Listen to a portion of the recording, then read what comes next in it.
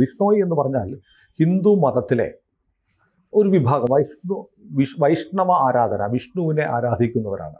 വളരെ കുറച്ചേ ഉള്ളൂ, ഒരു ജാതി എന്ന് പറയാം. വളരെ കുറച്ച് ആളുകൾ മാത്രം, കൂടിപ്പോയാൽ 1-2 ലക്ഷം പേരുണ്ടെങ്കിൽ അത്ര വലിയ കാര്യം. രാജസ്ഥാനിലും പഞ്ചാബിൻ്റെ ചില ഭാഗങ്ങളിലൊക്കെ ഉള്ളവരാണ്.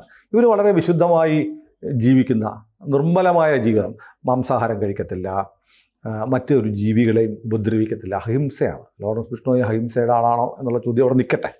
അഹിംസയിലാണ് വിശ്വസിക്കുന്നത്.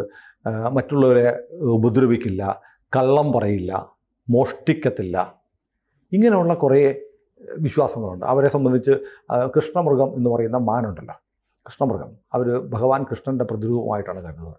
ആ മാനിനെ ഇവർ ആരാധിക്കുന്നു. ഇങ്ങനെയൊക്കെയാണ്. മരങ്ങളെ സംരക്ഷിക്കും. ചിപ്കോ മൂവ്മെൻറ്റ്, മരങ്ങൾ മുറിക്കുന്നതിനെതിരെയുള്ള സമരം. ഈ ചിപ്കോ നർമ്മദാ നദീതീരത്ത് മരങ്ങൾ മുറിക്കാൻ ആളുകൾ വന്നപ്പോൾ സ്ത്രീകൾ എന്ത് ചെയ്തത്, മരങ്ങളെ കെട്ടിപ്പിടിച്ചു.